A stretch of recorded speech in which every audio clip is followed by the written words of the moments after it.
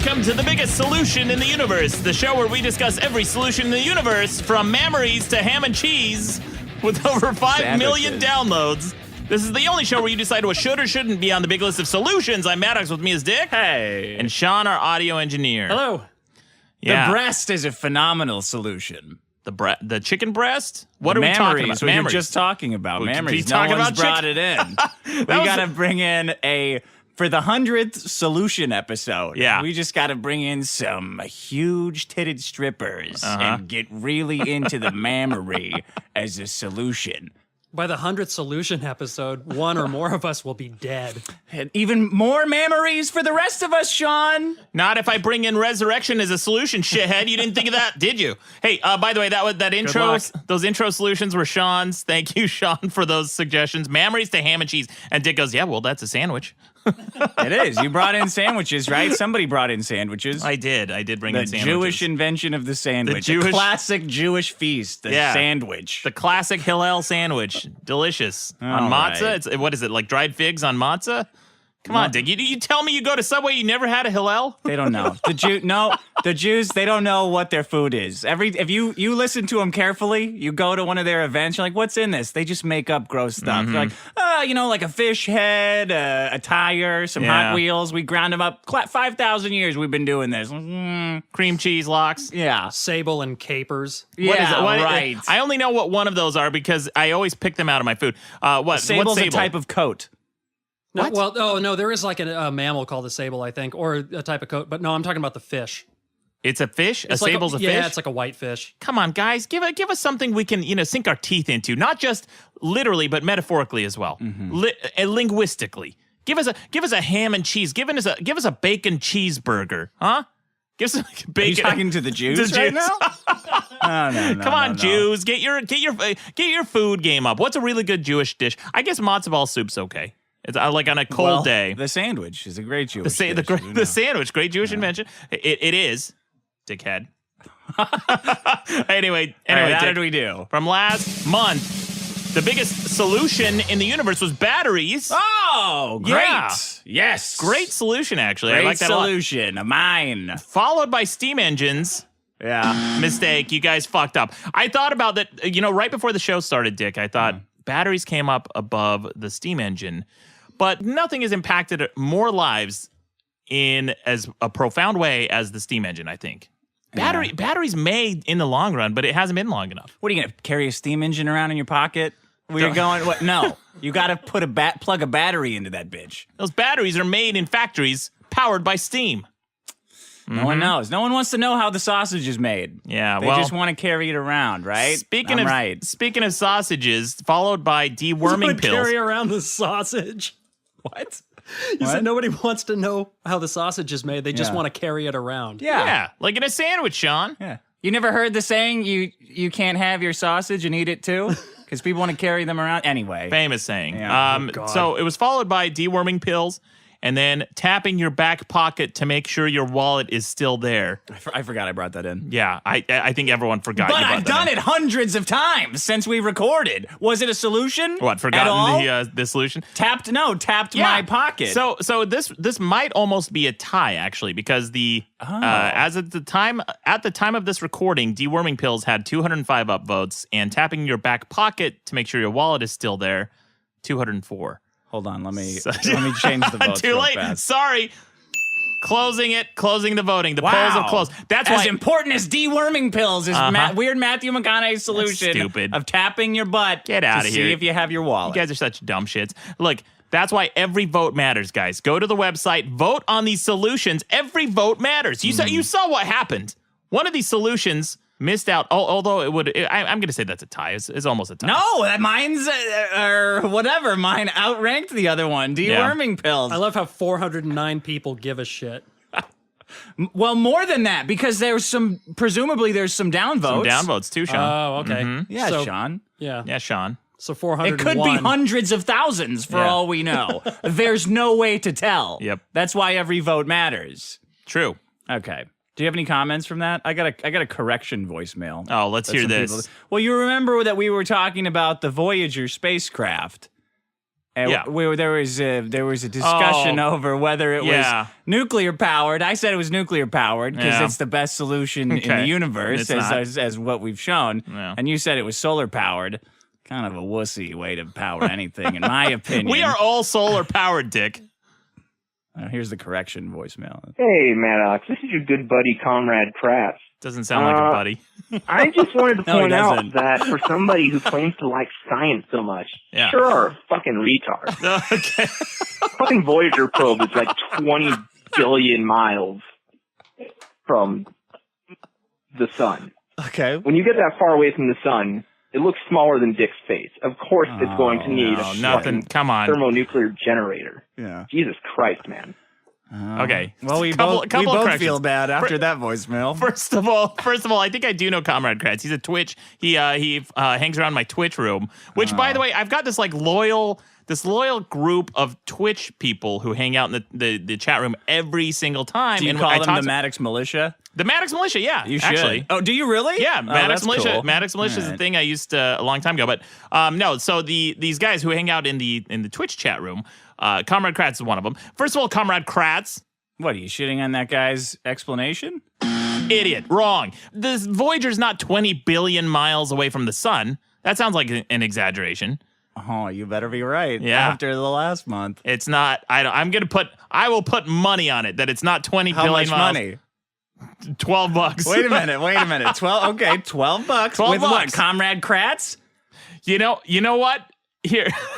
I'll pay up I'll pay up on his behalf. You'll pay Yeah, on his I'll be behalf? a proxy to this guy Okay. if you want to make this wager. I'll bet anything. All right. I'll bet anything, anytime, anywhere. $12 what? Okay. That it's not 20 billion miles away? Is that what you 20 said? billion miles away. Okay, what's yeah. the threshold? What's about 20 billion? Like, what counts?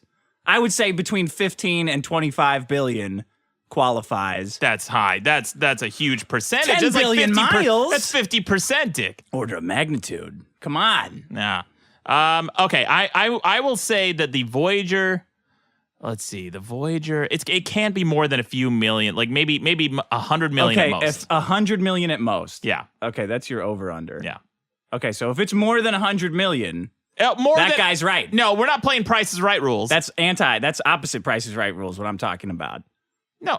So let's go between 100 million and 20 billion miles. That's the halfway point. No. If that's no. Maddox, Okay, that's $12. If it's over the middle of that guy's right. Okay, if anyone's estimate is off by more than $1 billion, okay? Who's okay, how about whoever's just closest to the real answer? Yes, that's what I'm saying. Okay, done. Right? Okay, closest. Whoever's closest to the real answer. All right, I'm saying about 12 114 million. That's my answer. Oh man, what am I gonna do with that? 12? No, what's Comrade Kratz gonna do with his $12? He's never going to see it. That's what he's going to... He's going to draw a picture. I'll send him a picture of $12. You know what though? Actually, Comrade Kratz has donated on Twitch through PayPal, so I guess I could PayPal him You $12. can give him his money back. This is the first time I think that an unwitting listener has become the recipient or the part of a bet that he had no choice in. He's good for it. Yeah. All right, you got anything else? I got a special voicemail video for you. Oh, you got a voicemail video? Yeah. Oh, okay, let's hear it. Friend of the show, definitely not a friend of mine. Angelo's mom called in again. Angelo sent a video of it. This time, it's a video of Angelo's mom interrogating Angelo's dad. This poor man. Yeah. This poor sweet man. I've seen this video. Oh, you've seen it? Mm-hmm. I haven't watched it yet. Oh, you haven't seen this? No. Here, I'll play it for you guys right now. It's 8 minutes long, so we're gonna. You asked me who Dick Masterson is, okay? You don't know him. Well, I heard it. Well, I'm glad you don't, because he's Okay. nobody. This jackass, he's online, and he was on Dr. Phil pulling down women. He said he's better than women, because women draining their husbands, what the hell, accounts and everything, bullshit. She's draining his life right out of him I as don't we- drain as your we account. watch. You're I so came to you with dejected. a lot of money anyway. So, and it's true, right? Right? Yes? Yes. Oh, I'm glad you know. Said what you wanted him to. Unprompted. Yeah. No. Totally no, unprompted. I'm Totally glad unprompted. She did you not feed him those understand. lines. I mean, you don't deny that. Now, he says he's better than women because women this and women that and women that. And you know what? He's such a joke. No, he has no girlfriend. Nobody dates him. No, nobody who wants Nobody to date dates him. Yeah. Well, But it was she's got- Dr. Phil saying what, Angelo? What you were saying? He said women like to be treated like jerks, and he went to an ATM and took money out, and he said this is how women view men. They just run up their credit cards and stuff, and he said all women I are have a whores. pain. Did I say that? Yeah. Is that a chili stain on My her stomach. shirt? Anyway, Uh-oh. so Uh-oh. he was in Dr. Where's she been? Phil and talking like that. In other words, putting down women, saying all the nasty things about them. What do you think he's thinking about right there? You tell me who's dating him. Nobody. He's probably But thinking of one like thing a I want to know. What swimsuit he's saying model. about Drowning his himself in mother. the toilet. Because She probably killed herself. That was his dynamite drop in. Yeah. Does it get better? Does he ever talk? No, that's it. She pretty much she asks him a bunch of questions and he seems kind of reluctant. So Angelo's mom's Oh, a you good think? sport. Yeah. Angelo's All right. mom's a good sport when it comes to these videos. She takes part, she plays along with Angelo. I think it's really cute that the two of them make all these videos together. Like he's Angelo's PayPal, Yeah, it's cute. right? Play pal rather. Anyway, so I got a comment here from and thank you Angelo for sending that in. Yeah. I got a comment here from Alex Monoilo. He says batteries is the same solution as boxes. In the thermocircuits analogy, temperature sources in rooms are represented as voltage sources, batteries, because voltages and temperatures are mathematically similar, and rooms are people boxes. Hey, good point. Vote up boxes. I guess. You know I what, didn't Dick? understand it. Yeah, it made sense to me. You know Good. what? Let's go ahead and transfer all the votes for batteries to boxes. Oh my We're going to do God. that. Why don't yeah. you just bring in supersets? Did you bring that in this month? No, I don't think supersets are a solution. They're just a thing that exists. Okay. Do you want to go? Do you want to do a Yeah, solution? I got a big solution this week, Dick. Let's hear it. A real solution. Let's hear it. Fact. Let's hear it. Homeless housing. Oh. Yeah. Homeless housing. Homeless housing. Does that exist? Yeah. I'd sure be fucking surprised if that existed in LA. Why Because is there's that? a lot of them all over the street all the time. Yeah, there are a lot of homeless people in LA. How many would you estimate, Dick? Do you have any idea? Oh, like 20 billion? 20 Probably billion? homeless So around about as there. many homeless people as there are miles between us and Yeah. the Voyager in space? No, wait, really? An estimate of how Yeah. many homeless people there are in LA? Brr, oh gosh, 100,000? No, that's high. It's about 29,000 right now. Not that far off. No. You're Four off by times. 70%. Three times. That's not that bad. Okay. Anyway, 29,000 about in Skid Row alone. So for those who've never been to Los Angeles and don't know about our homeless problem, there's this area of downtown Los Angeles called Skid Row. And it's just this, 4-block area where it's just a bunch of really concentrated homeless people who live And there. there is literally a sign that says Skid Row. Yeah. Which is Is kind there of really? Yeah, which is kind of fucked up Huh. if you think Yeah. about it. Yeah, that is. Well, was that what it was called before the homeless people were there? It may have been. No, I don't think so. Skid Row? It may have been, Who huh? names a part of the city Skid Row? I don't know. Have you ever looked at the cities in Alabama? Every single one seems like someone fucked up New with the keyboard. Mexico, right? Like Truth and Consequences. That one, or what's in Alabama? Alabama, you have like Goat's Neck, Alabama. You have Oh, like really? Pig Knob. You have like Big Baldy Flesh. Like it's just the dumbest names in Alabama. Seriously, you guys, if you have some time, go to a directory of cities in Alabama. Just That's the funny. dumbest, silliest names. Skid Row is wouldn't even make the cut in Alabama, I don't think. Anyway, homelessness is a big problem, but we're not talking about problems. We're talking about solutions here. So you want to build like a big roof over Skid Row? There you go. That's the solution. You got him a Done. home. We got a big home. Then we can build some walls around the roof. We got a big house for all these guys. Yeah, basically. A good friend of mine back from Utah, back home in Utah a long time ago, used to complain about homeless people, and he'd say, sarcastically, why don't homeless people just get homes? I mean, that's basically it. Being homeless is one of the only titles you can earn by not having something. It is literally people who lack a home or a place to sleep, if you think about it. There's no other property or item that you can lack access to that defines who you are as much as having a place to sleep. Simply by not having a place to sleep, think about it. It Right. defines your identity. if you are sleeping on the street, you don't have like a shelter. Yeah, you're homeless. People, no one at no other point in society do people just point to people and say, okay, well, they are blank, because you know, based on whether or not where they sleep or what they don't have, it defines you. What if you didn't have an email account? Then you're just a grandparent. Computer. Oh, Yeah. then there you go. Otherwise, how would you know? No, grandparents don't have a caps lock key. All their keyboards are broken, so it's on all the time. Oh, it's on all the time. Yeah. Is that maybe those are the people I'm arguing with in Twitch? It's just people, just grandparents with caps lock keys. I think it's important to note that a lot of people come down on the homeless because they think that it's a moral failing, and I strongly disagree. You know, it's not a choice, guys.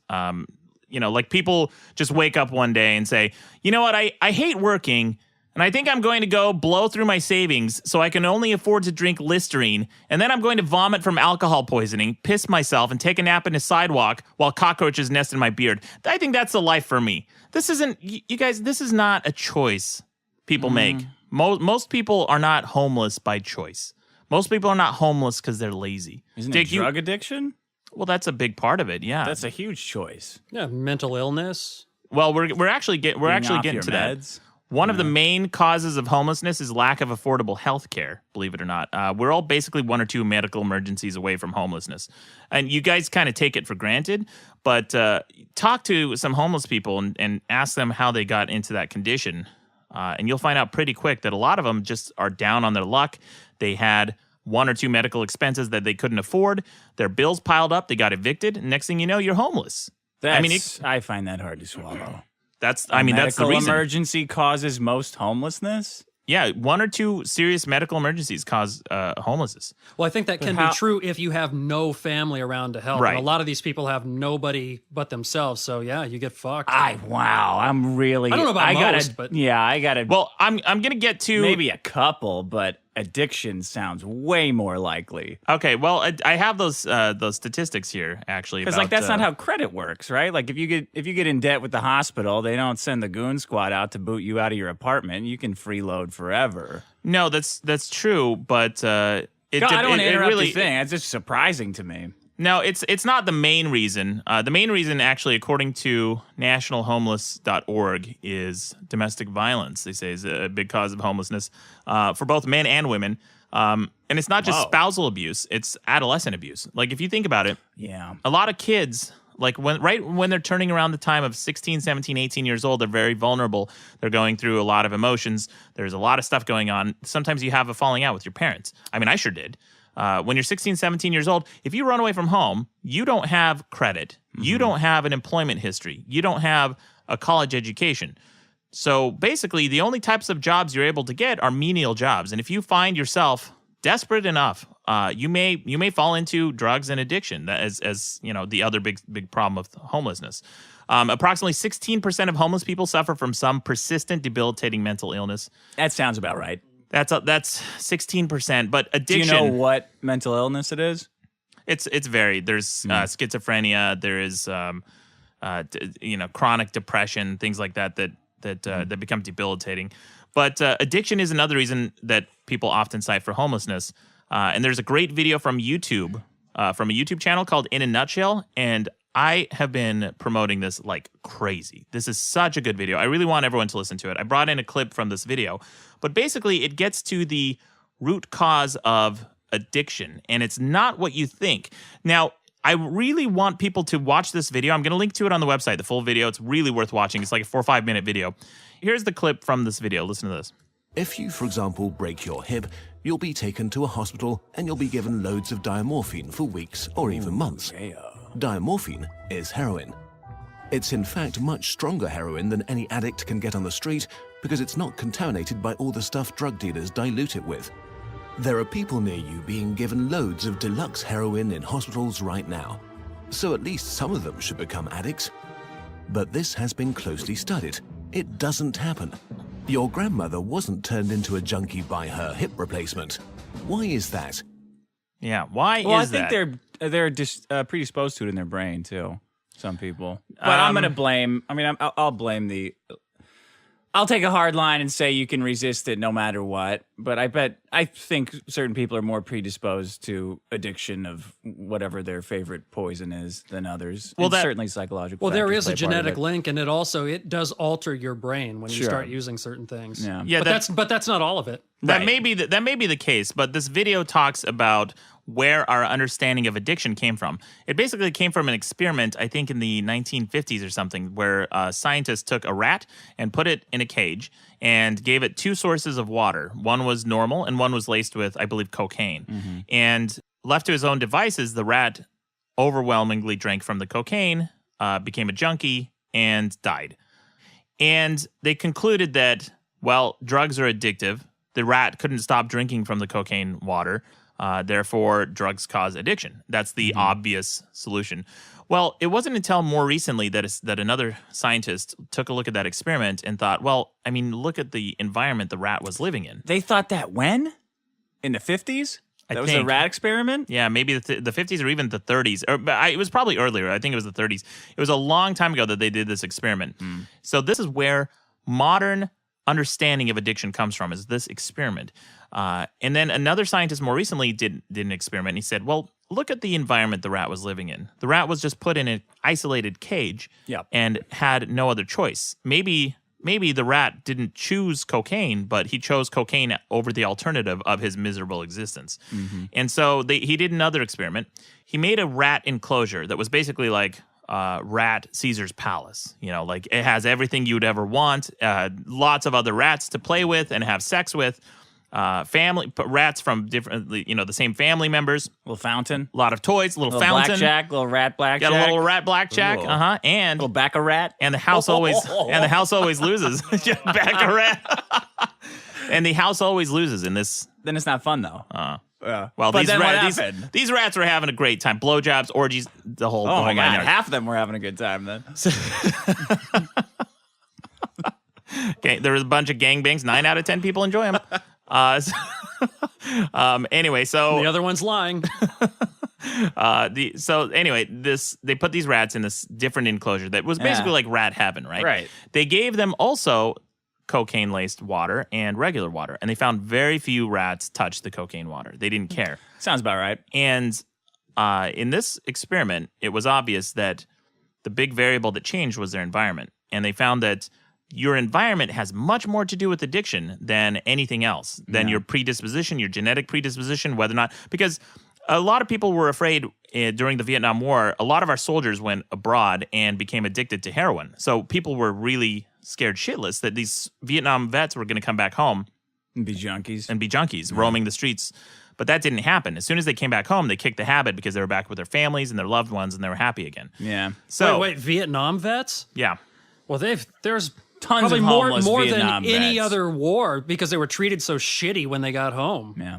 Well, sure, but we're talking specifically about the drug addiction. They didn't see the spike that they were expecting. Really? Yeah, I mean, man. of course, there are a lot of people from Vietnam who But it's got to be more than any other war. maybe, I don't know. Because World War II, they were fucking heroes. Yeah. They Yeah. couldn't buy a drink at a bar. Yeah, that's Vietnam, true. they were child killers. Well, Yeah. that was a very unpopular war. That's why sure. people. I mean, psychological. It should show you the psychological link to drug addiction because now let's go back to But how's homelessness. a home gonna help these guys?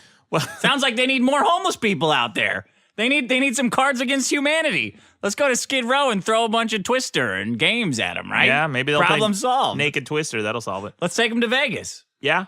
No. Dick, terrible solution.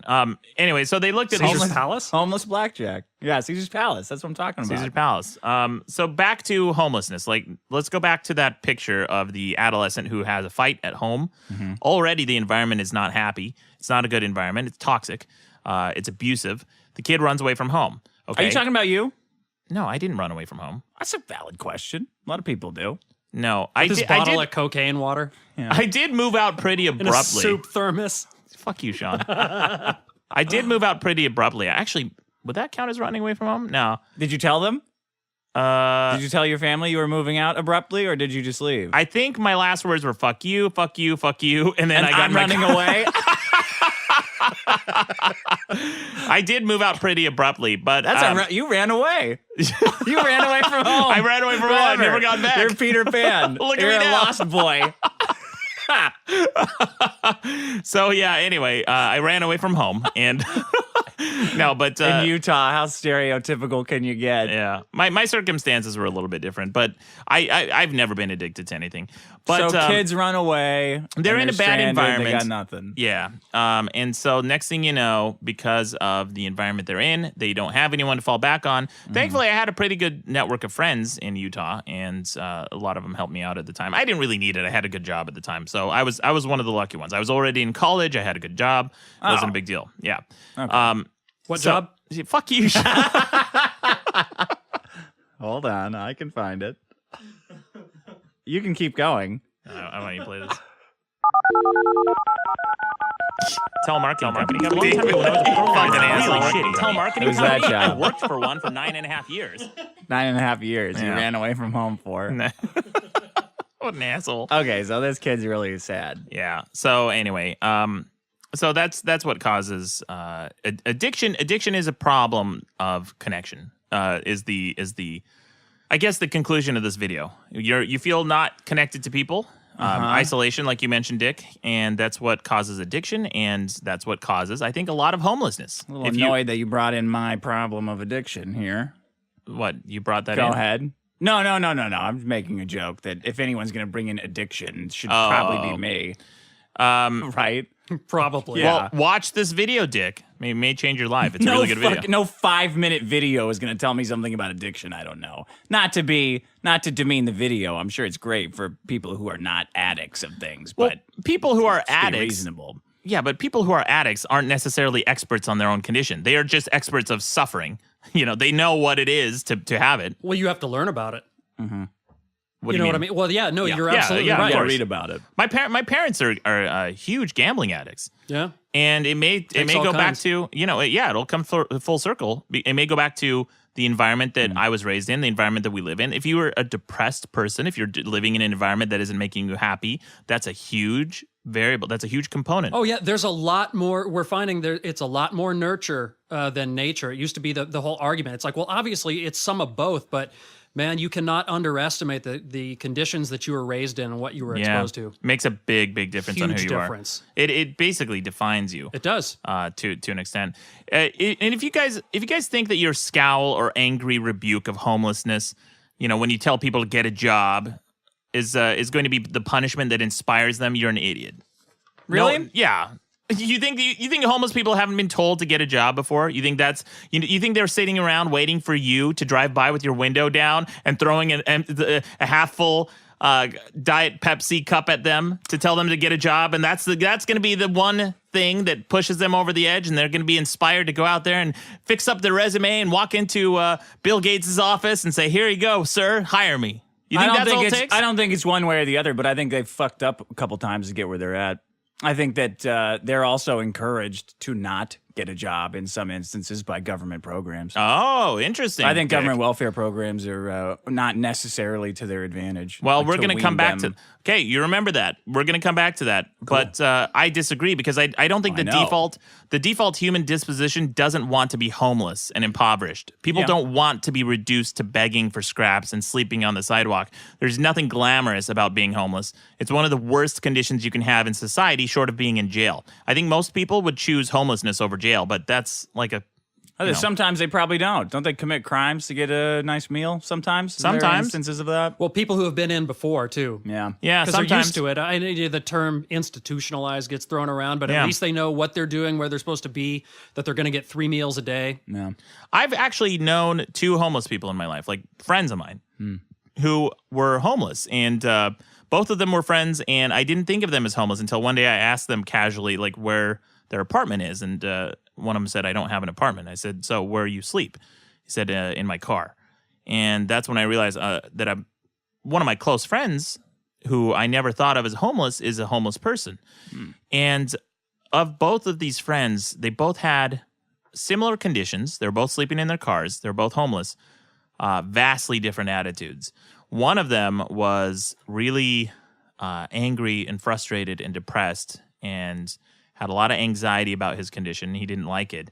And the other one was kind of optimistic. He lived in his van and had he had a gym membership. They both did. That's how homeless people shower. Yeah, to shower. That's how homeless people can get by a lot of times. Like you see the chronically homeless people who are sleeping on the streets, they're pretty much destitute. But some people who are homeless, people who are not chronically homeless, they get by getting a gym membership, going there to shower. They get a P.O. box so they can get their paychecks delivered and so on and so forth. And people think that homeless people don't work. That's the biggest fucking fallacy there is. Homeless people work. Most of them have jobs. The ones you see laying around on the street and stuff, those are chronically homeless people who have a multitude of problems to get over before they get a job. But most homeless people, the ones you see at soup kitchens who show up, they're just going through a rough patch right now. They may have fallen, their social network fell apart. They don't have anywhere else to turn. They need a little bit of assistance to get back up on their feet. And this guy, the one who had the positive attitude, eventually, both of them actually no longer homeless, thankfully. Both of them have moved on. And one of the guy with the positive disposition said that he was saving up money. He was working at a bunch of different jobs. He actually had 2 or 3 jobs. And he was just saving every single paycheck, every single penny he got, until he said, I'm just going to try to get an apartment and a girlfriend. And eventually he did. And he's doing all right now. But it's, it doesn't fit the predisposed notion that you have of homelessness. Who's you? How's he going to hang on to the money with a girlfriend? Yeah. How do you think he got there? What, homeless? Some devil woman bewitched his money out of him. Happens every time. Every time. 100% of homelessness. Low-hanging fruit there. So... It is weird to see a homeless woman, right? You see... Yeah, they're out there. You see I see a lot in Hollywood. I see far fewer homeless women than men. Yeah. Because women, I think some of them can rely on prostitution. And we all know why. Yeah. We don't need to get into it. We don't need to talk about that. I will say this, though. I've never seen a hot homeless person. No? I think that people who are born with good looks have kind of hit the jackpot in society. Yeah. You're pretty much covered. You never see a hot homeless person. Yeah, well, meth will fix that. Yeah, well, that's true. Mm-hmm. Anyway, so how do we get them houses? Yeah. So what's the solution, right? Kickstart it. Well, my own home state of Utah figured it out. Homeless housing. Huh? Right. Yeah. Now, I shit on my home state of Utah a lot. There are a lot of idiotic things about the state, but this is one of the things that I'm pretty proud of. Here's a stat for you, Dick. Utah reduced chronic homelessness by 91%. Ooh. 91%. And that's not to say that all homelessness in Utah has ended. There's still about 14,000 people who are homeless in my home state. But we're talking about people who are homeless the longest. According to NPR, chronic homelessness is defined by people living on the streets for more than a year or 4 times in the past 3 years, or who have a disabling condition such as serious mental illness, addiction, or physical disabilities or illness. Utah had around 2,000 chronically homeless people in 2005. Now they have fewer than 200. And they solved the problem by simply giving homeless people housing. It's not totally rent-free, but they have to pay a little bit. They pay about $50 per month or 30% of their income, whichever is greater. Mm-hmm. That means on average, each homeless person is making around $166 per month. So 30% of their income would be about $50. Man, if you get evicted from homeless housing, you have really fallen off the cliff. Yeah, because you're addicted to drugs. Sure. Yeah. Or mentally ill. Sure. Well, they don't evict these people, and you'll see why. A conservative in Utah named Lloyd Pendleton, Dick. Now, remember I said we're going to come back to your point about government subsistence creating the problem. Well, create. Well, enabling, encouraging. What would you say? Look, if you want to find a study that says cutting back on welfare programs for able-bodied people will cause them to get jobs, you can find those studies. So, there's no clear-cut answer for this. There is. You have success here. I mean, we have really conservative. You can look for both sides of it. You can find examples of that success. No, but you look at really conservative states, and they don't have this success that they did in Utah. People who are not enabling these programs. Like, what other solution is there? Because this is a solution that works. Utah is a very conservative state. That's what I was going to say. And that's what's so surprising. And that's why it came from Utah. Utah is very conservative, but it's weird because Salt Lake City is very liberal. I'd say Salt Lake City is more liberal than parts of Los Angeles, I would say. And Los Angeles is mostly blue, I think. It's great also that it worked for them. Might not necessarily work in New York, L.A., other cities. They're looking at that. They're looking at what works and what doesn't with these programs. Because you're right. There is a scale of magnitude larger in L.A., although not that much. It's about 2 times as much in L.A. than... well, it's the demographic of the homeless people, too. Anyway, this guy named Lloyd Pendleton, who ran a humanitarian service in Utah, is very conservative. He says he didn't think the government should simply give people a place to live. Because, and there's a quote from him, he says, "Because I was raised as a cowboy in the West Desert," Pendleton says, "and I have said over the years, you lazy bums get a job, pull yourselves up by the bootstraps," right? That's the old American mentality. Then everything changed in 2003 when he went to a conference on homelessness in Chicago, where he met a guy named Sam Sembris, who created a program called Housing First. Now, the idea is pretty simple. Homeless people cost the government a lot of money when they're living on the street because of emergency room visits, sickness, violence, drug addiction, and crime. Now, this is a clip from The Daily Show. Listen to this. Sure, giving homeless people homes sounds like a good idea, just like feeding people and providing health care sounds like a good idea. But everyone knows we just can't afford it. 22% of Americans are currently receiving some kind of government entitlement. That's 67 million people. And the truth is, we can't afford it. What do all of these handouts cost the good, hardworking people of Utah? These handouts cost probably $12,000, $10,000 to $12,000 per person housed. There you go. Compared with $20,000 a year on the street. Wait, what?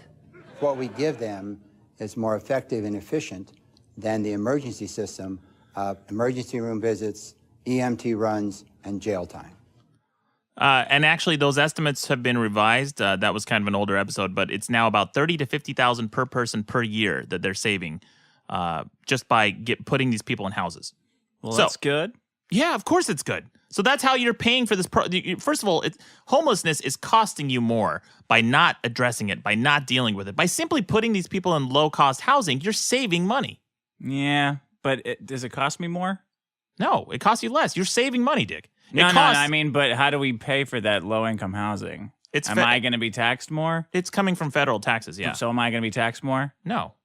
Oh, so I don't have to pay anything? Dick, if you're saving money on costs, yeah, right? But this is how you get sold something that's bullshit. The sales pitch you're giving me right now. Will I have to pay more for this to happen? You're saving money. Do whatever you want then. You're giving me money back for doing this? Great. You're saving money. Somehow I don't think it's going to shake out like that. It is. All these imaginary numbers are like, oh, these emergency visits and this, that. Like, okay, but did taxes go up for this? No. Like, how do you start it then? If anything, taxes go down, Dick. You're saving money. You're saving taxpayers' money. If it's costing us $30,000 to $50,000 per year, I mean, there's all these studies also that say that kids who don't get a good education, who drop out of high school, are way more likely to end up incarcerated. I mean, that's just. So we should dump more money into keeping them in school, right? Well, not necessarily. Just maybe improve the system that we already have. But this is a solution here, because this is saying we're going to save you guys. You invest $12,000 per person per year, which is not that much, really. If it's more than zero, is too much for me. Well, okay, then, Dick, then go ahead and pay $50,000 per person. Is that what you I'm want? already paying that. There you go. Then keep paying it. Is that what you want? But there will never be a refund for this. Like, if I pay more to build these houses, I'm not going to start getting back that $50,000. Like, the cops are not going to start shrinking because the homeless have homes. No, that's absolutely not true. During budgets work. During the George W. Bush administration, every single American taxpayer got a $300 tax refund, didn't they? Because of the surplus from the previous administration. Was it 600? Wasn't it 600? I thought it was 300. Doesn't it depend on what your income was? Well, let's move on. The bottom line remember is this, but yeah, maybe I don't know. Yeah, it was either 300 or 20 billion. 20 billion. Okay. So anyway, yeah, Dick, you do get. Sometimes it depends on the government. Depends on the administration, what they want to do with that surplus. But that government surplus does end up someplace else. Sometimes in our own pockets. So yeah, you will see that money back in your pockets if it's saving. If it's just costing the government less, if it's costing taxpayers less, of course it's a good thing. I know you think that. And I hear what you're saying, but that's just not the way these things work. Well, that's the way saving money is always pitched for these programs. Like, oh, it costs us more money to put somebody. It costs us more money to keep them in prison, so let's just let them go. Like, every one of these liberal programs is built on this idea of saving phony money. They all cost. This isn't a liberal program. This is in the reddest state in the union. And this guy who enabled this program in Utah is a conservative. He's one of the most staunch conservatives. In fact, the only reason the Utah legislation went along with it is because this guy, Lloyd Pendleton, is such a staunch conservative. He went to them and said, guys, look, I'm no liberal. This sounds like a liberal idea, and it does. It does sound like one of those things that should come out of San Francisco or Oakland. You know, one of these far left countries that it's tending towards socialism. But you have to be pragmatic at some point. You have to be practical. You have to step back and say, look, we have this problem. How are we going to solve it? How are we actually going to solve it? We have to put politics aside and see what's actually solving this problem. You have a leaky faucet. What do? Just keep putting duct tape on it? Eventually, you have to get to the source of it, because that duct tape is going to keep running water. It's going to keep costing you money. So free houses for the homeless? That's it. Some of the homeless people, and now here's the thing. Here's what's beautiful about this. Some of the homeless people in these projects are so used to sleeping on the streets that they get their new apartments and they set up a tent in their living rooms for a while until they adjust, because they don't believe it's real. And some of them even get up on their feet and go back to work and then start contributing tax money back into the system, because they're now gainfully employed, and then they go back to their home states to live with their families and reconnect with their loved ones. Here's another clip. I thought this was pretty fascinating. Listen to this. This is one of the success stories. Okay, so it makes financial sense. But the fact is, it's going to make them lazy. They disincentivize you to get off welfare and actually go and work. I'll get my rent paid. I'll get food. Why would I work? Why would I work when the government pays me not to work? Why indeed? What you guys are doing is incentivizing mooching. So I went to visit one of these moochers in their moochatorium. This apartment has given me a job.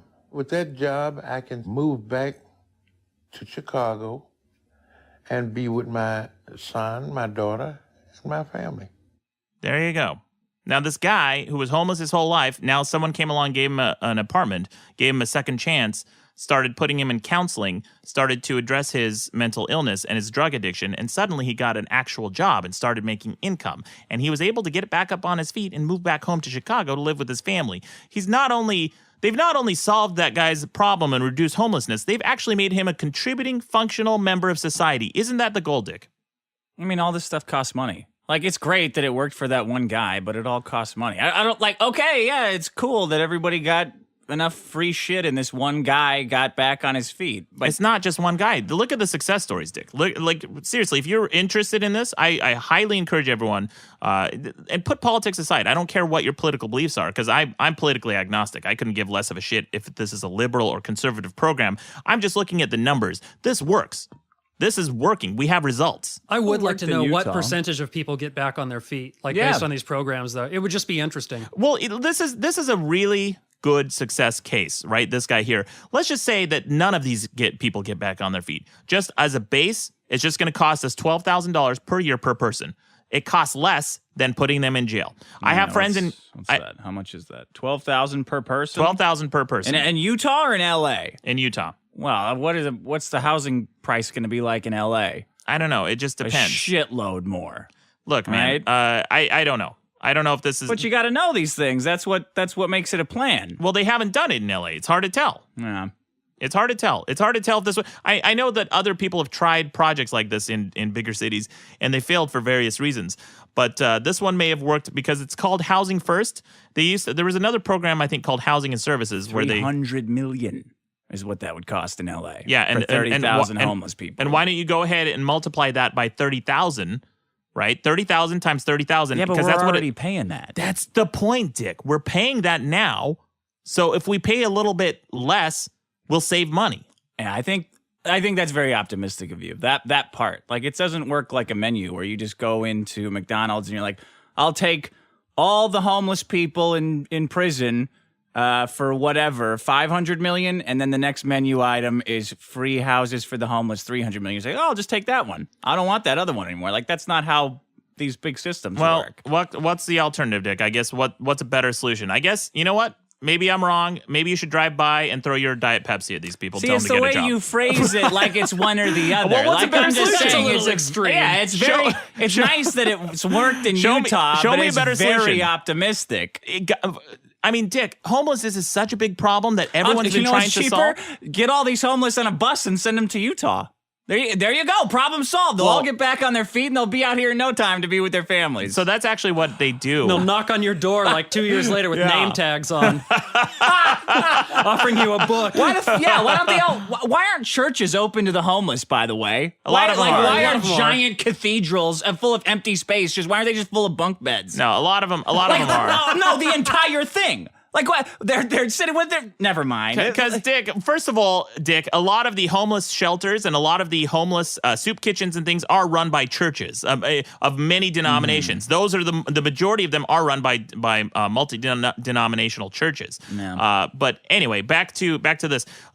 Look, until I see a better solution on the books, I'm not seeing any other solutions brought to the table. All I'm hearing is no and obstructionism. But the solution... Well, because you're forgetting that everybody wants to stop homelessness. Like, nobody wants there to be homelessness. I think you got to keep that in mind when you're bringing in these pie in the sky. Like, yeah, free houses. It's a great idea. Okay, I'm glad Utah tried it. Let's see how it pans out. I don't think that's going to work in L.A. Great. I don't know what would. It would be nice if all the homeless people were off the streets, but it seems a little simplistic to just buy them houses. Fuck, the real estate market out here is bad enough as it is. We don't need a bunch of homeless people buying them up. Dick Masterson, I don't think it'll work. Don't have any better ideas. All right. Well, maybe we should build a wall around them. Hey, if the homeless didn't have to compete, if those kids running out on their parents didn't have to compete with illegal labor who had no right to unionize, they would get much higher. They would get much higher wages. Also, you can find examples of that. Also, whatever you want to prove, you can find examples of. We're going right back to they don't want to work. That's the takeaway from this. No, they don't want to work for nothing. They don't want to work for slave wages. They want to work for real America. You can't you can't live on those wages. Dick, if that were the case, then why aren't more illegals homeless, right? They can't live on those wages. Have you ever been to a soup kitchen? And I have served soup at those kitchens. I have. There's a shitload of illegals there eating because they can't afford it. Like guys going in who've just worked 10 hours at some shitty job that no one would do, except they have no legal recourse to work less because they'll immediately get deported if they report their boss. They go there to eat so they can send money back to their family. Homeless kitchens are full of illegals here. Okay, that's in L.A., so maybe... Again, L.A., very different place than Utah. How many homeless people did Utah have? About 14,000. Different place, different demographic. The people getting homeless in Utah are very different than the ones out here. Look, every place has its own unique problems. I agree, and what worked in Utah may not work everywhere. It's not a cookie cutter solution. Yeah, but it's a step in the right direction. It's a start. And we have success. We have success stories. My God, this is the first success stories I've heard about homelessness in years. And this is not only successful, it's phenomenally successful. So look, maybe it's not perfect, and maybe it'll cost a little bit to start, but in the long run, it may be the solution. It may be a better solution, because at the end of the day, why not? Who gives a shit? Like, what are we all clinging on to? Oh, it's my house, it's my money. Like, who cares? The money. But you put people in houses. Then pay for my share. If you don't mind paying the money. You don't need it. Well, neither do you then. Why aren't you just paying for everybody? I don't need it either. I'm saying I don't need it. Pay for me. Pay my half. I don't want to pay. I don't want to pay for it. But you pay my share. But you don't need it. You're able to. You're I working. do. Why do you need it? Because I need everything that's mine. Okay. And you need a bunch of armed people to take what's mine from me, so you can live out your fantasy of curing homelessness. Well, the solution. That's the reality. But what's the alternative, Dick? That you do nothing and the homelessness just continues to be a problem. I'm fine with that. We're all fine with that. Okay. That's why it sucks. Yeah. That's why homelessness sucks. Because you're fine with it. Yeah. As a society, we are. Yeah. I don't think as a society we're fine with it. Well, we say we're not, but we are. No. That's why we have those prejudices of get a job, get off drugs. Because we want to convince ourselves that we're right because we're fine with it. I think you're talking about you. Oh, I'm talking about a lot more than me. I know. I've seen a Trump rally, but I it's bigger than that too. Yeah. Well, anyway, Dick, what do you got? I got a big solution. I don't know. I do think it's bigger than the homeless. Pizza trackers. Pizza trackers. Online pizza trackers. You what? guys. What? Do you remember what the world was like before online pizza tracking. Terrible. It was terrible. I love the pizza tracker. Oh, the fucking pizza tracker. Are you talking about like Domino's pizza trackers? Maddox, please. You know exactly what I'm talking I want to about. know. Don't think that I'm talking about something else. I want to know that Mauricio has started my order. I want to know that Juan has started my order. I want to know his name. I want to be able to send him little pings. That's me sitting at home rooting. Before the pizza tracker, you just sat in your apartment after you didn't even know if the pizza was coming. Did they forget your pizza? You might have to call and ask them in a half an hour. Say, where the fuck is my pizza? I got all these hungry guys over here. We all want pizza. Sometimes I would forget I ordered a pizza at all, and I would call again and order another pizza. Total insanity. That must be weird for the two drivers. It was weird. It was showing up at very the same weird. time. I can see that. Fight I to can see deliver that. me my pizza. Yeah. This isn't just the pizza tracker that I'm running. It's online tracking. But Okay. I'm saying it's never been more fully realized than the pizza tracker. Huh. They're rolling out pizza trackers where you can track the guy from the pizza oven in his car and watch him driving it to your house. Yeah. Wait, are they really? Yes, in Australia. Domino's is rolling this out as we speak. Well, that's pretty cool, but here's the thing. I'm a cynic when it comes to this So kind this of technology. plan won't work, but giving free houses away, hundreds of millions of dollars. Let's try it in Utah, see what happens. They're trying it in Australia.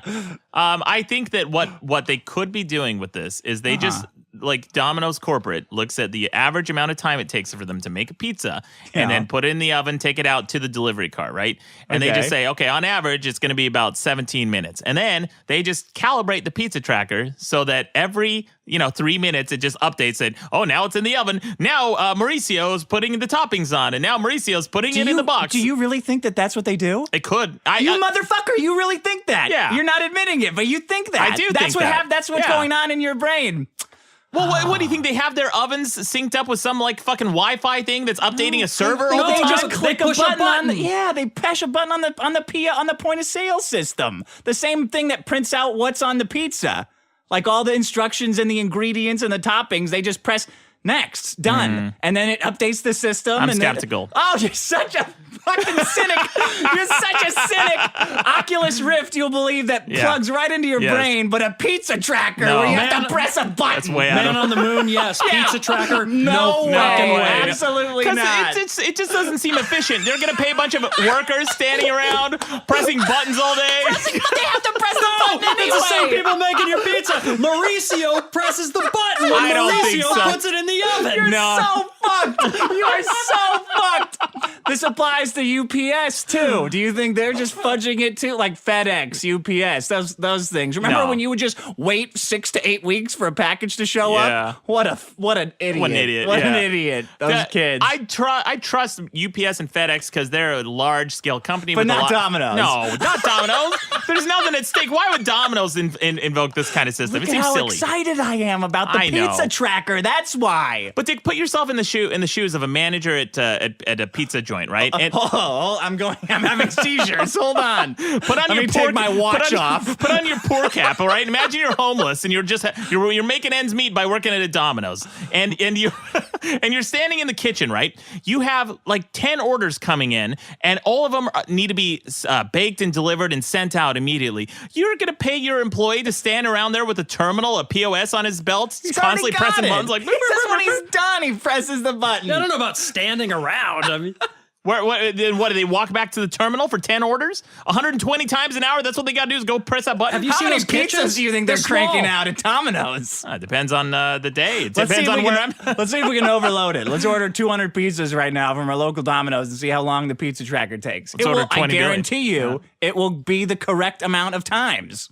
Look, they're fun. I like this technology. I'm on board with the solution. Fun though, I'm talking about UPS, FedEx. Yeah. We're revolutionizing the way we're destroying stores. We're no longer going to stores anymore. We're watching. I had a girl over a couple weeks ago. She wants fish. she wants fish tacos. I'm like, you know what? Yeah, I don't have a deep fryer.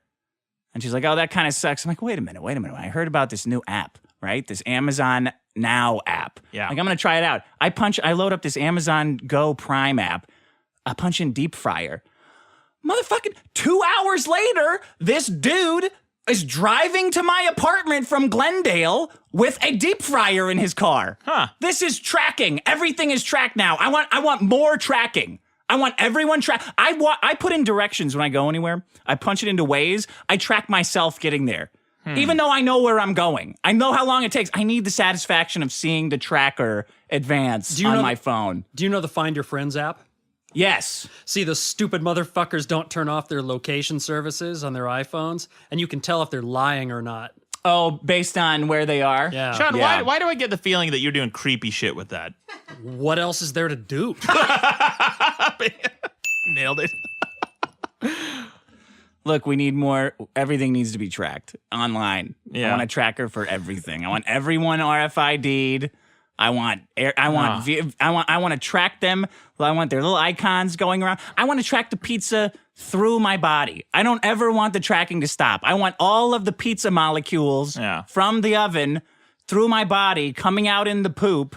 I want to watch the poop be tracked through the system. You see it in your esophagus and going through your intestine. No, I just want the icon. I don't need to see it. Yeah, I just want to know where it is. Yeah, a little bit of like a chewed up turd icon, right? Yeah. Yeah. And then I want to see it pulverized. I want to see all the tracking all over the world of where my poop's going. It should change the icon, the animated icon, to the state of digestion that it's in. Yes. And so by the time it comes out, Look, this is a huge solution. Everyone would be way more interested in the environment if they could track where all their trash is going all the time. Maybe. That's what I'm saying. I want to be able to tag homeless people. See where this motherfucker, I'll pay him. That's a good system. I'll give him $100 if I could tag him and just see what he's up to during the day. Study their migratory habits. Yeah. Does that exist? Like a fucking right whale or something. Yeah.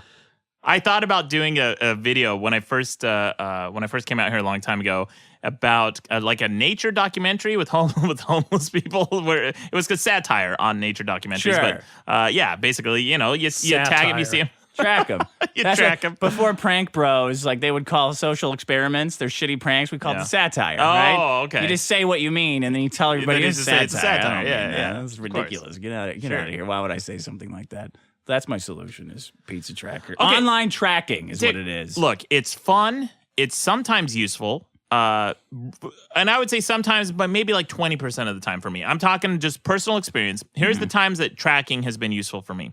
If I ordered a package, because usually I order things on Amazon. The South Park satirized this perfectly a long time ago in an episode where people ordered things on Amazon, and then 2-3 days later, you get a package at the door, and you forget what you ordered. Of course. And you open it up, and you're like, oh, yeah, I guess I wanted this. And because Amazon has that compulsive purchase behavior built into their platform. But anyway, I'll order something, and then I'll remember a couple weeks later, oh, yeah, I ordered this thing. Where is it? And I'll check for tracking. I'll see that it's en route or whatever. That's the only time I find that it's actually useful. But other than that, other than the novelty, what else is it good for?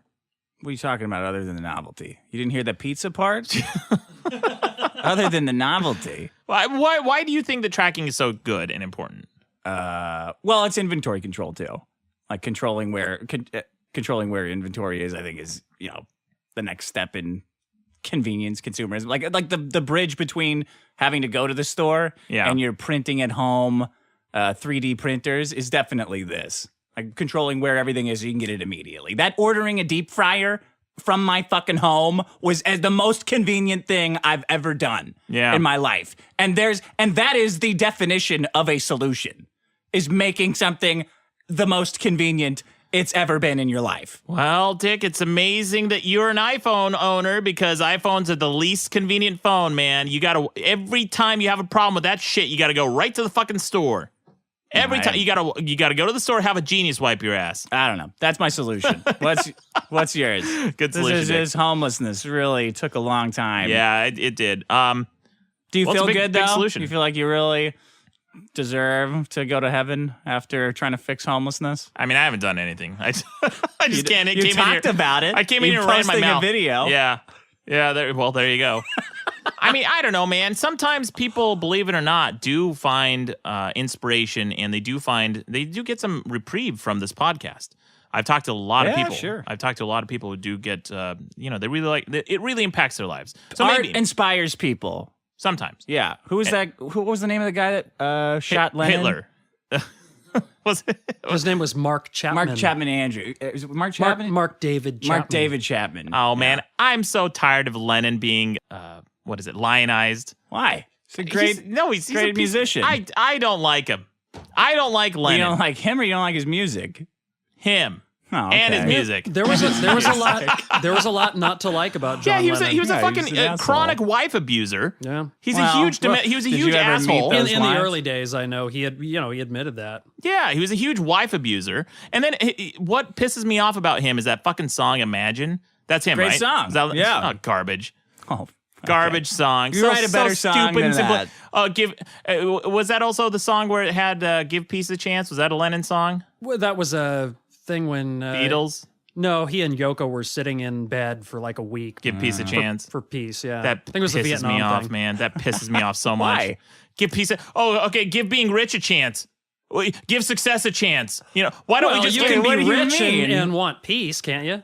What do you mean give peace a chance? You fuck. As What the opposed fuck to does that not, even mean? Not fighting the war. Yeah, and then pull out of Vietnam. Yeah. So don't send all these kids off to get addicted to heroin and then come back and treat them like shit so they end up homeless. When we, he was just doing his part for homelessness, not as much as you, obviously. made a fuckstick song and then went home and beat the shit out of his wives. Yeah, give peace a chance. Okay, you know what? The state of society, when we're not in war, by default is peace. All right. But people gave peace a chance. No one's getting into war because they want to. Shithead. This war isn't something that just happens that because people are sitting around bored and they decide to. It happens for a lot of complex reasons. But giving peace a chance is a simplistic, stupid solution. It solves nothing. It says nothing. It's a fucking bumper sticker. Fuck you, Dick. Vote up bumper stickers. So's war. Like it's as simplistic as peace. How do we get on this? He just is pissed at Lennon for some reason. Ah, man, I could go. I'm going to bring in John Lennon as a fucking problem. You heard it He's here dead, first. so you're going to be voted down. I don't give a shit. Fuck John Lennon. What's I your got a real solution? solution, Dick. I got a real solution. Pragmatism. Yeah. Oh, yeah, sure. Nothing pragmatic You are about so peace. good at that. Yeah, Sean, I am. I'm the king of pragmatism. Okay. See, pragmatism is the idea of being practical. And I'm the most practical person in the universe. By far. 2 wallets? Yeah. Yeah. Oh, man, I got a comment. I'll mention it here, too, but I got a comment on the last episode. We talked about, I forget what it was, but someone commented and says, because I talked about my car getting broken into. Yeah. It says, does Maddox carry around 2 fake cars with him all the time? He should. Practical. I would if I could. You know those blow-up cars, like the blow-up tanks they had in Germany? Oh, yeah. Yeah. Smart. Good idea. Throw the enemy off. They do that in Utah. They get fake cop cars with a dummy cop in it as a fake speed trap to get people to slow down. Yeah. So there you go. There's a real low-cost solution to get people to slow down a little bit. Fake cop car. Fake cop car. Why not? And they also have those little speed signs, too, that tells you what your speed is. People think those a lot make of times. me go way faster. Yeah. Because then if you go fast enough, it says, slow down. And I like thinking that the robot's freaking out. It's like, it's like it's programmed to freak out. You know, one night, late at night, like 2, 3 in the morning, my buddy and I were riding down by the beach, and they had one of those signs, and we thought, we're going to see if it works on a bike, and it does. And I clocked my top speed, 72 miles per hour. On a bike? Wow. Yeah. Pretty fast. Everything I do Bet he's dyslexic. What? Fuck you, Sean. 27's still fast, still asshole. Too fast. Everything I do is practical as shit. I don't do anything that isn't reasonable. That's how I would define me. That's how you define me? That's how I define myself, as a reasonable motherfucker, practical to a fault, which is impossible. Nah, you got too many selections of clothes, though. Yeah. You know what, though? Yeah. I decided this week, Dick, big announcement on the show. You heard it here first. I'm going to get rid of 2 boxes of stuff every day or every month. Every day? Every month, yeah. I'm going to get rid of 2 boxes of stuff. Okay. I just have too much stuff. Hold I'm on, going I'll to get rid of check it. back in on that. Okay. 2 boxes of stuff. 2 boxes of stuff. I'm going to give it to homeless people. So they'll be walking around in Maddox gear? Actually, yeah. A long time ago, you could write it off. Bunch of video games. Yeah. No, Sean, I'm not an idiot. Never going to get rid of those.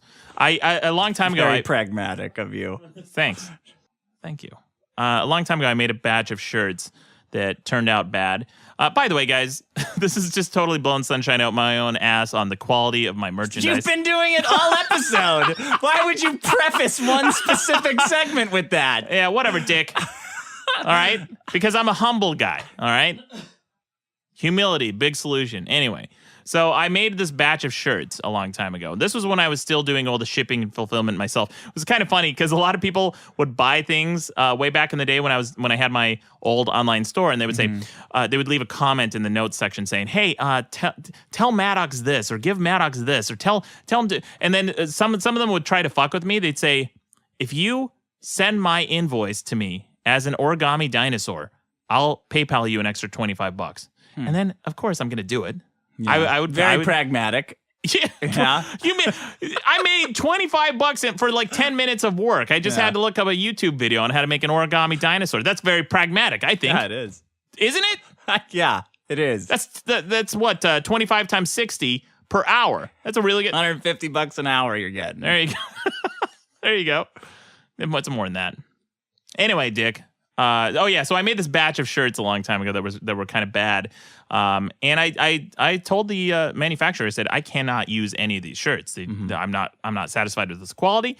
I'm just gonna have to kick it back. And I ended up hanging on to those shirts, and I gave a bunch of them to like a local in Utah. There's like a used clothing outlet where they take donations and they sell them, or they give them to homeless people. Battered women. Well, it's funny because every now and then one of these pictures of my shirts will show up on Reddit in the weirdest area. Like I saw one on a clothing rack that looked brand new in like Nashville, Tennessee. And it was hanging on a clothing rack, and someone's like, "Can you guys believe this shirt?" It said, what was it? If your child doesn't look like this when you come home, you failed as a parent." And it's a picture of a crouching child. And they thought it was really funny. It made it to the front page of Reddit. And someone sent it to me, and they said, "Hey, check this out." And I'm like, "Oh my gosh, one of my old shirts that I donated must have ended up in some That's funny. Yeah, some outlet store somewhere." There may be homeless people walking around with my Maddox gear right now. But anyway, that's pragmatic, huh?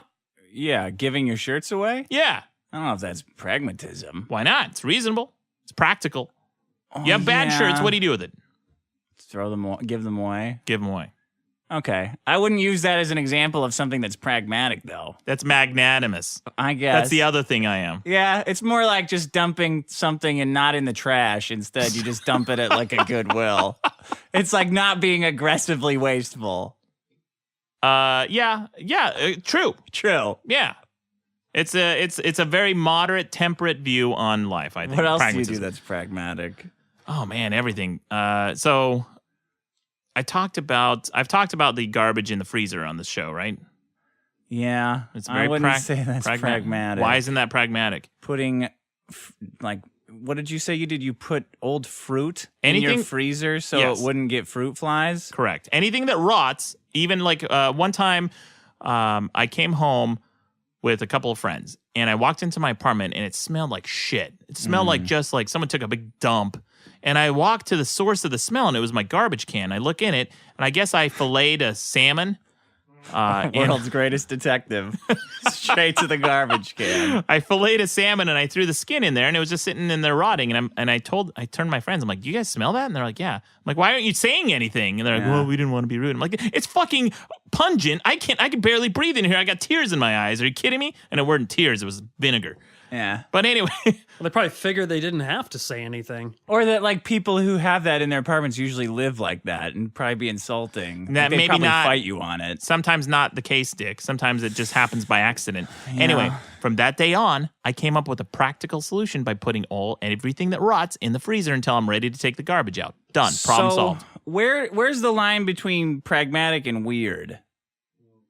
Like putting garbage in your freezer. I don't think those are mutually exclusive, Dick. Oh, okay. I mean, I know what I am. I know it's weird. I know it's unusual. I know it's something that not everyone does. More pragmatic solution. I don't know. Do you do anything practical? I hope not. Yeah, I don't think so. No. Do you, Sean? No, I'm against pragmatism. Yeah. No, you're not. I would say two things about you, Sean. If I had to use two words to describe you, okay, because you got a home, so I can't call you homeless. You're creepy and then pragmatic. Jesus Christ. I don't think you're creepy. No, just for the well, tracking you've got thing all from that earlier. garbage in your car. That's pragmatic, I told right, you. I Maddox? explained that the last episode. Well, still true. No, it's not garbage. What is it? Audio equipment? No, it's like broken CDs. Oh, yeah, and cans, garbage, stuff John. like that. I take them out like once a week. I'm telling you, they're all mix tests. What? Well, you've got to see if your mixes translate on different systems. Yeah, you got to be practical about it. You do. There you go. You're pragmatic. I'll take it. Anyway, I got a definition here from according to Wikimedia. Pragmatism rejects the idea that the function of thought is to describe, represent, or mirror reality. Now, here's what pisses me off about philosophers. They ruin everything. Because you can't just say something like, it begs the question. Because then you'll get all these like shithead philosophers who will send you email ad nauseum. Look that one up, shitheads. I guess you don't need to. Yeah, I'm sure you'll correct me on that too. But anyway, they'll send you emails forever saying, Maddox, actually, to beg the question is a philosophical term. Shut up. Yeah. I know the philosophical context, you morons. Most people aren't philosophers, and they're not talking about that context. Like if someone, Dick, when you brought in bits as a problem, nobody, I didn't say, well, what's wrong with bits? Why not bytes? What do you have against megabyte? Like, wait, what? Yeah, Oh, the because you computer thought term. you assumed I was saying bits like a computer? No, I knew what you were talking about Oh, because right. I'm a fucking human and I'm not an asshole when it comes to shit like that. I know what you mean. So when people say pragmatism, we're not talking about the philosophical definition of pragmatism, you shitheads. We're talking about the concept that people are practical, like to beg a question. Right. Yeah. Yeah. Anyway, being practical is, I think, a solution because especially politicians, because a lot of them don't propose pragmatic solutions to things. Yeah. I agree with that. I don't think that homeless solution was very pragmatic. Well, clearly it was, Dick, because it solved a problem. Yeah. I think it worked in Utah. We already went over that. Yeah. No, pragmatism, I think, is something a lot more people should practice. And here's how... A little preachy, though. Like, isn't that kind of figuring out... I don't think people are intentionally unpragmatic. Well, they just don't understand what the correct move is. You and I, Dick, know, and Sean, we all know a lot of people who are not pragmatic because in Hollywood, it kind of attracts people who are not pragmatic. You have a lot of dreamers who come out here and they want to be comedians and they want to be artists or they want to be writers. And they come out here and they just sit down and they're stubborn and they're proud, too proud to get a job, too proud to do anything to make a living. And they sit down and they become homeless. They run out of money. How's that pragmatic? People just sit there and they stubbornly refuse to admit they're not making money. Look, Who are you talking about? Are you talking about anyone specific? Well, sure. There are lots of people. Okay. In fact, yeah, there are lots of people. I don't want to name names. Well, all of LA. I mean, anyone who comes out here to be an actor, an actress, or something Yeah, like that. actors and actresses, a prime example. A lot of them want to... I do hate that follow your dream shit. I guess that's not pragmatic, so I hate that for that reason. Well, here's an example of pragmatism, okay? When I was working at my job at the telemarketing company for 9.5 years in Utah. Yeah. Go ahead. I've already played it once. Yeah, when I was working at my telemarketing job, I hated it. And I hated it with a passion. I hated the entire industry to the point, again, where I would even forego my job just to, I would lose my job just to forego the entire industry if it went under, right? But I knew that job was the key to my success on my website because that job was able to fund my website. It was able to fund it without advertisements. I don't have ads on my website. Oh, okay. So that's pretty pragmatic. Yeah. All right. And I knew... And magnanimous. It is magnanimous, Sean, actually. Yeah, it's pragmatic and magnanimous. And I knew that if I didn't have that job, I wouldn't be able to pay for it. And I wouldn't be able to bring it to people without advertisements in the way that I wanted to. So that was a very pragmatic thing that I did. And a lot of people don't do that today. A lot of people think that they're just artists and that's all they should ever do or be. Yeah, how about people buying new cars? That's not pragmatic. No reason to do that when you're strapped for cash. If you can't afford it. Yeah, the average person, what do they turn over a new car like every 18 months or every 2 years or something like that? It's crazy the amount of new cars people buy. Yeah. I've had the same car for 12 years. Yeah. When The Alphabet of Manliness came out, New York Times bestseller, that's when I made a little chunk of change. And rather than going out and going on a big shopping spree, buying a fancy new car, buying a bunch of expensive gadgets and things, I decided to save the money and just live off of it, live practically. The only thing I splurged a little bit more on than usual was food because I decided to eat higher quality food. That's when I changed a lot of my diet to blueberries. Mm-hmm. Well, see, as we cross the line eventually with you. Starts out very pragmatic. And then he goes turns to into blueberries. a cartoon. Blueberries are delicious. I replaced 90% of my diet with blueberries. Yeah, Sean. It's most efficient. It is. I It's just very walk efficient. down the street with a trail of shit behind me. I ate three food types for a long time, and it was blueberries, almonds, and eggs. That's it. People would come over to my apartment. They'd look inside the fridge. Like, I'd bring girls over, and they say, I'm hungry. Do you have any snacks? I'm like, yeah, go ahead. Help yourself in the fridge. They'd open up. They're like, what the fuck is wrong with you? There's 2 trays of eggs and then a bunch of packets of blueberries. And then I say, yeah, but I got some almonds, too. They say, I don't want any of this. They said, I want crackers or chips or something. I'm like, well, I don't got it, hottie. Moo. Yeah, not if you're dating me, sucker. TMI. Yeah. Okay. You got any other pragmatism examples? No, that's it. All right. Those like, for a guy who's so pragmatic, that's not very many examples. I could go on and on. Wouldn't be pragmatic to spend any more That's time on true. this. That's very true. People are either going to vote it up or they won't. Okay, what do you got, Dick? What's your final solution? Advertising. Talk about being pragmatic. Get out of here, advertising. You don't like advertising? Oh, no, I'm not a fan. It's the greatest invention and solution to everything. What do Really? you not like about advertising? They pay you to do what you do because people like it. What could be a more perfect symbiotic relationship than that? Dick, I think that advertising is dangerous because one of the rights of life that I hold dearest to my heart is the freedom of speech and expression. Right. And when you have an advertiser who wants you to craft your speech and image in a certain way that sells their product, well, that gives you a big incentive, a big financial incentive to change the way you talk or deliver your content or even the very content that you produce. You just say no. Get another ad. Well, you think it's really simple. It is very simple. It's not. Well, because you want the money. Exactly. And a lot of people say, you know what, Dick? Just say no is very simple. But when push comes to shove, when it comes down to this, let's say you have the opportunity to make $15,000 a month. But I had to drown 2 kids every day? Do it. Okay. I'm talking to the wrong guy. Sean, all right. Let's say you have an opportunity to make $15,000 a month. And all you have to do is stop saying shit and fuck every now and then on your content. Easy, right? Yeah. Okay. And also, don't talk down about products that have to do with food, fast food. You okay with that? Yeah, sure. Oh, there you go. That's the problem I'm talking about. It causes you to change your content. Wait, that was for you, Sean. Are you okay with those things? Oh, right. Well, there's going to be a point in which it's not going to be okay anymore. Your own set of personal ethics is going to probably override it, but you may change for a while, especially depending on the amount of cash that's dangled in front of you. It's real hard to say no if it's right there in front of you on a plate. $200 billion spent in the U.S. in a year on advertising. That's a lot of dough. It's a lot of dough to say yes to. $200 billion, yeah, it is. Look, how would we know how delicious McDonald's is? How would we know about their new Shamrock Shakes without advertising? Did they pay you, Dick? Did you? How would you know about new Coke? motherfucker. How would you know about Crystal Pepsi coming back? How would you know about any of these things without advertising, Maddox? Because we go to stores, Dick, and you see them fucking everywhere, and you can't drive outside. You can't step outside without. There's no reason to go outside anymore. You got pizzas being tracked to your house. You can order deep fryers from Glendale. No reason to go outside. I need those ads to tell me what's. You would never see a hot woman ever if not for advertising. Think of ever. All the hot, you would never get to look at one. They would all be imprisoned in some hedge fund manager's tower. You wouldn't get to look at them. It would be like Mad Max.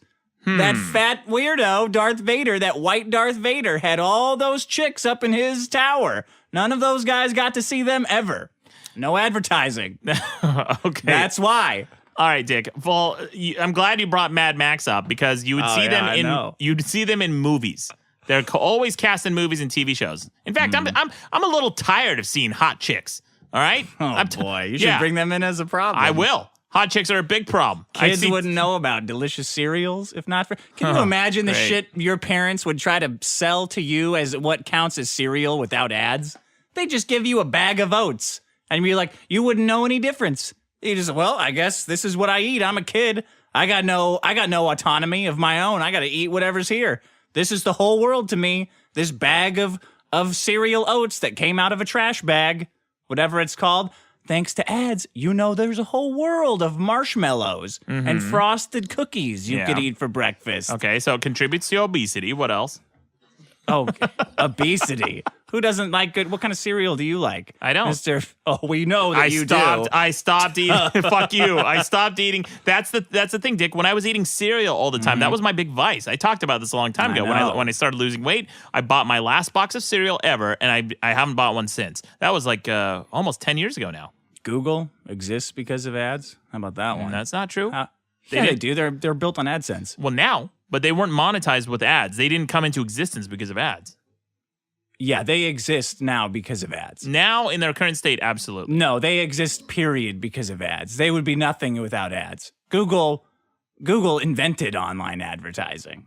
They became they became the behemoth they are. They became like a part of our lives because of ads. Okay, a couple fact checks things. They did not invent online advertising.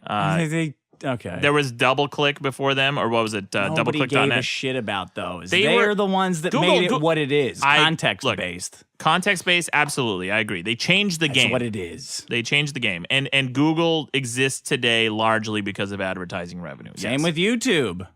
Yeah. Why make YouTube videos without ads? Look at all that content ads are making online. Well, my end goal is going to is to hopefully cut the ads out of the equation. Sure. We all have end goals, right? I want to meet Nicolas Cage. I want a big harem. I'd like two cars that I could skate around on. But, in the meantime, let's get by. You got ads Pragmatism. to make it happen. You want... Ads are the definition of pragmatism. That might have been the weirdest sentence ever said on this show. 2 cars skating. Nicolas Cage, cars to skate around. That's what I want. That's what I want. Never gonna happen. We need more ads. No, we don't. NASA's got a $20 billion budget. Maybe slap some golden arches on a satellite. Have them pay. Have some ads pay for some spaceships. I am so sick of ads. Here's the problem with ads. Every fucking website I go to these days badger you with fucking ads. How dare website you? Ads are horrible. How dare you? If I go to your fucking bullshit ass website, guess what, buddy? My visit is important. My visit and my time is valuable. Don't you dare fucking load up some autoplay video that has audio, because if I'm surfing like 3 o'clock in the morning, I don't want that fucking shit blaring through my apartment, through my house, waking people up. I don't want to deal with this garbage. And by the way, it's just distraction. You think that if you trick me into clicking on your fucking bullshit ass banner because you hid the X or you made it a little hard to click on, or the little click area is a little bit off center, you think that I'm going to be more likely or less likely to purchase that product, shithead? That's what the problem with advertising is. It's all come down to distraction and obfuscation. They're just trying to get you to click through no matter the means, because it's just a money grab, because their incentives are not aligned with the content creators' incentives. There's a great video about this on YouTube called The Problem with Facebook, and it talks about how Facebook's incentives are completely out of line with the creator's incentive. You're not selling the same product. You have no interest in selling the product that the advertiser is advertising on. Wait a minute. You have no... Say that again? Last part? So let's say let's say McDonald's comes to me, Maddox, and says, "Hey, Maddox, we want to advertise on your shit right now." I'm like, "Okay, great. I'm doing a video about how cool bicycles are, and fuck you." They say, why would I promote, why would anyone coming to my video about cycling give a shit about McDonald's chicken nuggets? My incentives are not... seeing it. I guess. I mean... Awareness of chicken nuggets. Like, oh, yeah, I haven't thought about chicken nuggets in a while. Maybe I'll pick some of those up. So we're talking about context-based right advertising. on down. Yeah, right on down on my bicycle. Think about how good I am for being on a bike. I looked up a Pantera video a long time ago, and right before the video played, an ad played for cotton yarn. Cotton yarn was the ad that played for a Pantera video. Well, it's not perfect. Well, it could be better. What if it was a better ad? I That's guess. what you want. What if it was an ad for another Pantera video? Perfect. Then you'd watch that. Yeah. So it's just bad targeting. Sometimes. You need more tracking. on these ads. You can get an ad just for you. There you can go, get an Dick. ad of you. That's the future. Yeah. In the Facebook Oculus Rift system, it's a VR you coming up and going, "Hey, Maddox, it's me, Maddox. Yeah. What do you think about Pantera? What do you think about this new Tabasco sauce that I have for sale?" That's a great ad. You're sold. Yeah. That's funding entertainment, bro. Yeah, I'd rather pay for it. Yeah. A lot of people would. That's why HBO exists. You want to know the history of ads? Yeah, let's hear it. Benjamin Franklin invented ads. Who? Benjamin. Yeah. The Pennsylvania Gazette in Philadelphia, which included pages of new advertisements. The first ever ad was about buying some estate in Oyster Bay, Long Island. I don't care about that. Thomas Barat was the father of modern advertising, who came up with the first ever slogan. Are you ready for this slogan? Yeah. Good morning. Have you used Piers soap? That'll stick in your head. Good morning. Have you used Piers soap? Because you stink. That's Yeah. what he's not saying. Yeah. That's why it's such a good ad. Mm-hmm. Because everyone's like, oh, fuck, I do stink in the morning. I need to use some of that Piers soap. There are some good ads. There are some good ads out there. And they're all providing us entertainment. They're all providing something. You see an ad on a bus, it's paying for that bus. Oh, great. Wonderful. You know what? It's You don't not, have maybe to pay for that. Maybe it's not paying for the bus, Dick. Maybe it's just extra money that they're just trying to scrounge up because they're making your lives worse. Wait, who? The bus or the ad companies? I don't think. Look, if your core business is to make money through selling advertising, like the New York Times or many of these journalist websites, magazines, that sort of thing, I get it. That's your core business. But then you go to a theater, right?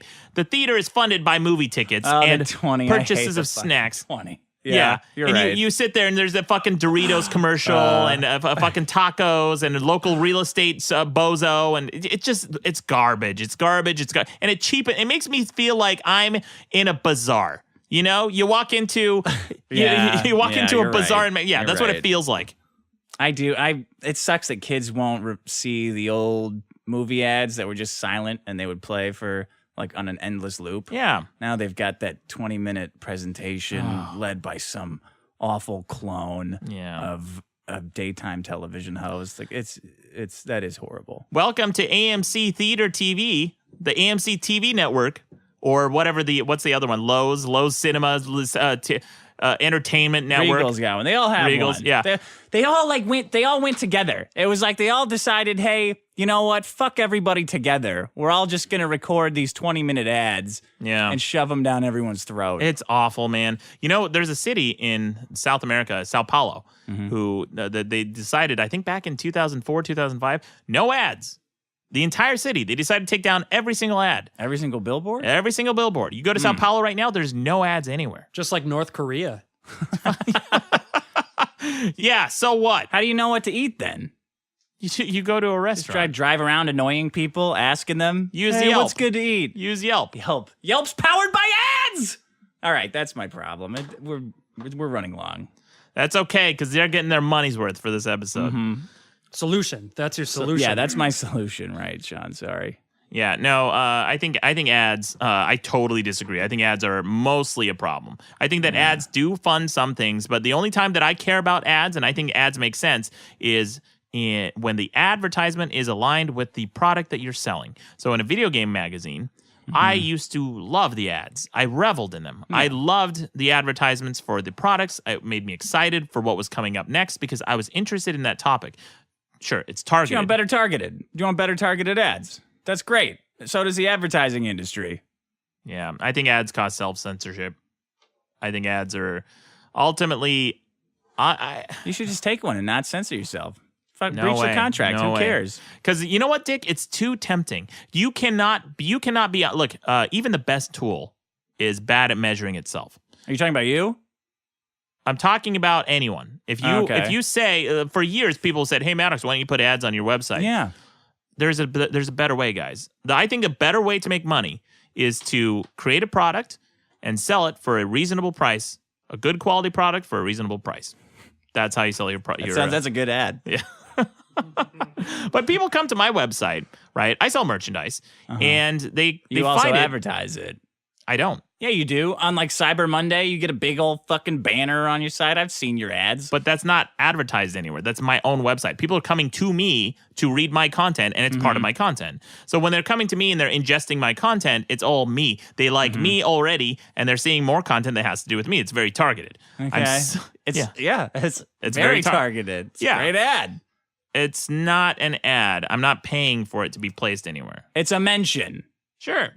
Made to sell products. Yeah, I don't think so. I think if you walk into Nordstrom's and you see a sale sign, you're like, well, Nordstrom's is advertising themselves. Like, not really. You're already at Nordstrom's. Like, they're not advertising. They're not What paying if I for opened a book by John Grisham and the first cover said, hey, asshole, buy these other John Grisham books? Well, it depends who put that in there. Did the author? If the author put it in there, John it's Grisham not an ad. wrote it on the book. I would say that's not an ad. Okay. I would say that it's an ad if someone else paid for it or if the publisher paid for it to promote a product against the creator's will. All right. Yeah. That's my solution. That's an ad. We'll see. Oh, man. I could go on. I wish we would have started. I could do a whole episode on ads. Well, we had to fix the homeless problem. It's fixed. No problem, Dick. Great. Did that pick up? Sean, sometimes these farts I do are picked up, sometimes not. Was that what that was? Yeah, was a they're fart. never picked up. Yeah. Well, your nose is going to pick it up. God. All right, guys. My solutions this week are homeless housing and pragmatism. Mine are pizza trackers and advertising. Big solutions. See you next month.